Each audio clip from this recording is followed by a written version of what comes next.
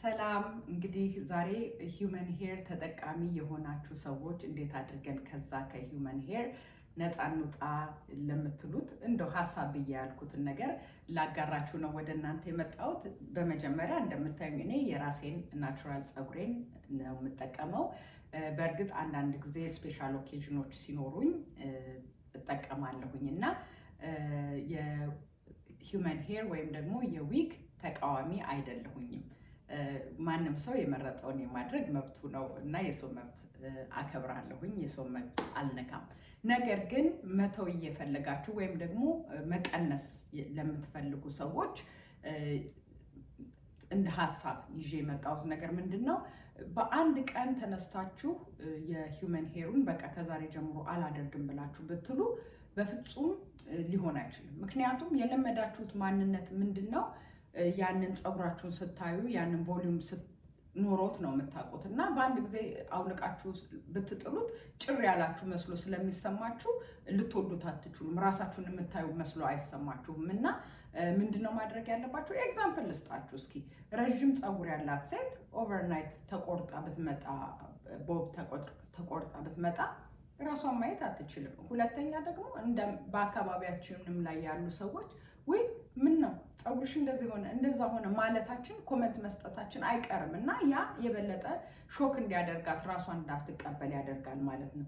ስለዚህ ምን እናድርግ? ኢንስቴድ ኦፍ በአንድ ጊዜ እንደዛ አይነት ለውጥን ለማምጣት ከመሞከር ይልቅ ምን ማድረግ እንችላለን? ግራጁዋሊ ቮሊዩሙን በመቀነስ ስታይሉን በማሳጠር እንዲሁም ደግሞ የራሳችንን ፀጉር በገበያ ላይ ልታገኟቸው የምትችሉ ቮሊዩም የሚሰጡ ፎሞች አሉ። እነ ዶቭ የተለያዩ ብራንዶች እንደነዚህ አይነትን ፕሮዳክት ያመርታሉ እና እነሱን በመጠቀም ቮሊዩም እንዲኖረው ፀጉራችሁ ማድረግ ትችላላችሁ። እንዲሁም ደግሞ በካስክ በመሰራት ሁልጊዜ እሳት ባለማብዛት በእንደዚህ አይነት መልኩ ቮሊዩማችሁን ልትመልሱ ትችላላችሁ ማለት ነው እና በአንድ ጊዜ የሚያስደነግጥ ለውጥ ለማምጣት ከምትወስኑ ቀስ በቀስ ዛሬ ለምሳሌ ዊጉን አሳጥራችሁት ቢሆን ወይም ደግሞ በተለያየ ስታይል ተጠቅማችሁ ቢሆን ነገ ደግሞ እንደምታውቁት በራሳችሁ ፀጉር በካስክ በመሰራት ወይም ደግሞ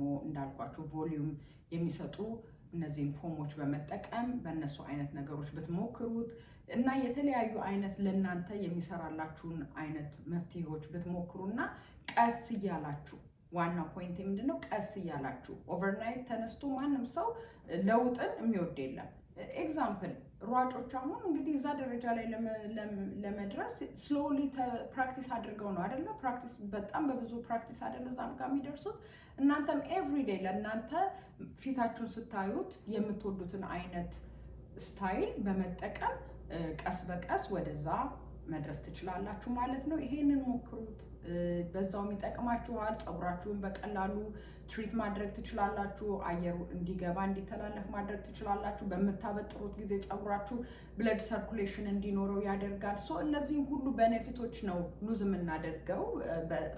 ከዛ በተጨማሪ ማለት ነው ሁልጊዜ ዊግ በመጠቀማችን እንደዚህ አይነት ቤኔፊቶችንም ሉዝ እናደርጋለን እና በተለይ ኢትዮጵያ የምትኖሩ ሰዎች ፀጉር ቤት አለ፣ ትሪትመንት የተለያዩ ትሪትመንቶች አሉ። እንደምናውቀው የአቮካዶ፣ የኮኮናት ኦይል፣ ኦሊቭ ኦይል ብዙ ኔሜት ብዙ አይነት ፕሮዳክቶች ስላሉ እነሱን እየተጠቀማችሁ ፀጉራችሁን ወደ ነበረበት መመለስ ትችላላችሁ እና ያንን የምትፈልጉትን ድሮ የነበራችሁን አይነት ፀጉር ማግኘት ትችላላችሁ ለማለት ነው። እንደምታዩኝ እኔ የራሴን ፀጉር ነው ተጠቅሜ ይሄንን ምክር የምሰጠው፣ ምክንያቱም እናንተ በነበራችሁበት ቦታ ነበርኩኝ። አሁንም ቢሆን አንዳንድ ጊዜ ስፔሻል የሆነ ነገር ሲኖረኝ እጠቀማለሁ። ተጠቃሚ አይደለሁም ልላችሁ አይደለም። ነገር ግን መቼ ነው የምጠቀመው መሰላችሁ? እንዳልኳችሁ ስፔሻል ኦኬዥን ሲኖረኝ ወይም ደግሞ የሚያስፈልገኝ አጋጣሚ ሲኖር። ከዛ በተረፈ ግን ዴይ ቱ ዴይ ህይወቴን የምመራው በራሴ ናቹራል በሆነው ፀጉሬ ነው ለማለት ነው። ይሄ እንግዲህ ብዙዎቻችሁን እንደሚያበረታታችሁ ተስፋ አደርጋለሁኝ። ከወደዳችሁት ላይክ አድርጉልኝ። ቅር ካላችሁ ደግሞ ልክ አይደለም ፀጉርሽ ቮሊዩም ያስፈልገዋል፣ እርዝመት ያስፈልገዋል፣ አያምርብሽም የምትሉም ከሆነ በኮመንት ተውልኝ። ሀሳባችሁን እቀበላለሁኝ። አሚኮ ነኝ። እስከሚቀጥለው ሳምንት መልካም ሳምንት።